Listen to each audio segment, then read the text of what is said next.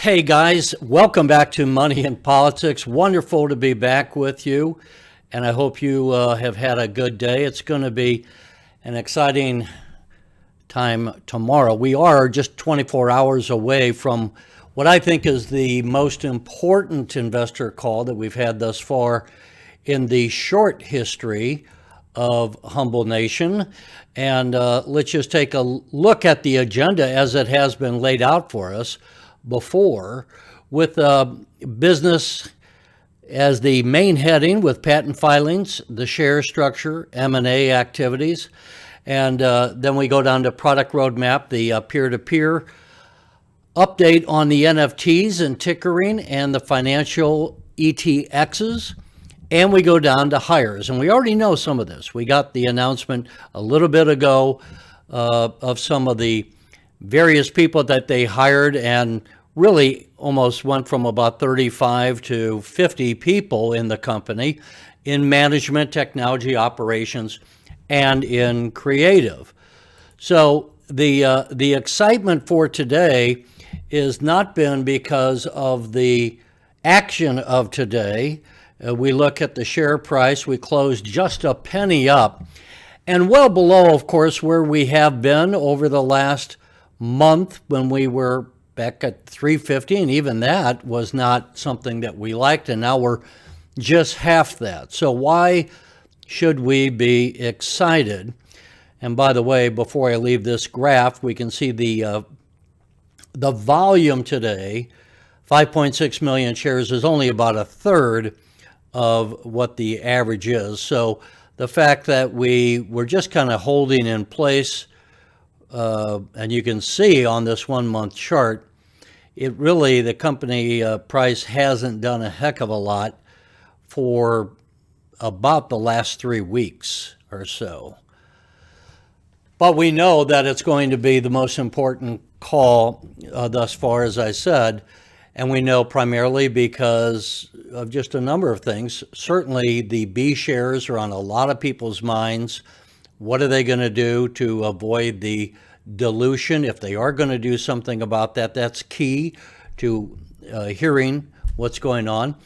Will we have any new announcements in the area of M&A activity? We were surprised before with the M&A by buying Tickery, and George Sharp teased us back then by saying there will be an announcement coming up, a very big announcement, so at least we anticipated that. We have not had that today, so we don't know if there's going to be M&A activity or not.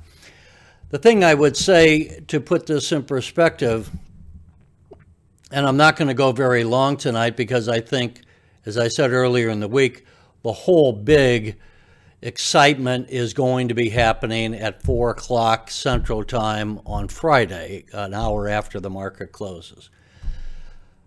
But what I would say, just to put this in context, folks, is that we are in such a new company, number one, and number two, we are in such a new category of business, NFTs, and I hope you watched the video last night. We, last time I checked, had about 4,400 views, which is a nice view, and Brian Kirchhoff did a very good job, and I'm sure we'll probably touch base with him again at some point.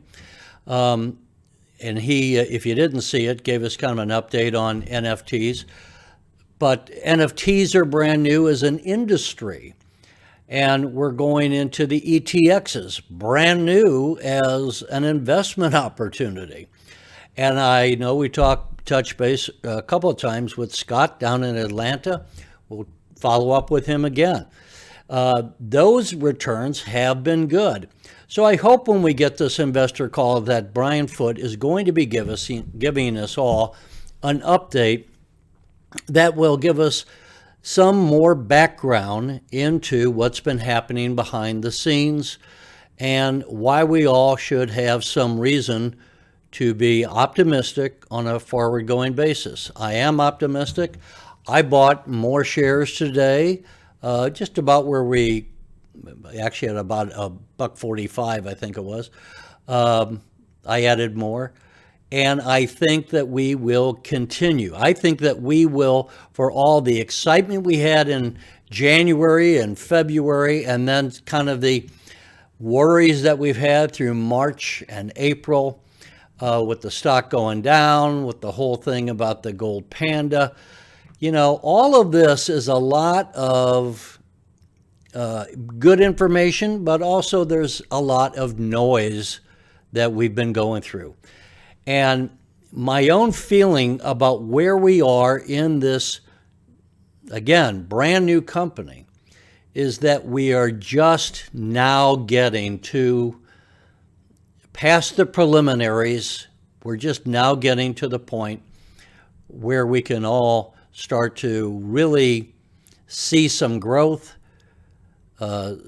because they just had a skeleton crew almost before until they added these, I think it's 15, I might be wrong, it might be 17, but we just almost had a skeleton crew before, and they were knocking out a number of things, getting the work done, laying the foundation. They got an app out. They're going to be now improving the app, and we know that certainly because not only Brian Foote said it, but because of some of the hires that we saw. They're going to be doing more marketing. The rest of the world outside of Humbl Nation will start to hear more and more about what Humbl is doing, and of course they already have a very high footprint within the YouTube circles and those like myself who make videos about emerging companies, and of course there's a number talking about Humbl. So folks, I won't go on long tonight, but like I said, I think the thing that I would say is that we are in the beginning of maybe the second stage of this rocket, and we're just starting to clear the tower for takeoff, and we will be going up, I think, throughout the course of the year. Up, and obviously there's always downs, but we're not going to be sitting, come the 4th of July at $1.44 anymore, I don't think, which is why I put some more money into the Humbl again. If you didn't look at the interview last night, I hope you will. If you did watch it, I hope you will. If you did watch it, I hope you enjoyed it. The one thing I started to say, distracting myself because I wanted to bring this up, if you want to send me a private note, you can do so on the email here. And if you want to follow me on Money and Politics on Twitter, there is the Twitter handle. You can also send me a private message if you want to. But the thing I would like you to comment on this video is, are you optimistic? And if you're not optimistic, say, I am most concerned about X. I am most concerned about B shares. I am most concerned about the app. Whatever it is, say, are you optimistic? And if you're not, say, I am concerned, and let me know where you're concerned.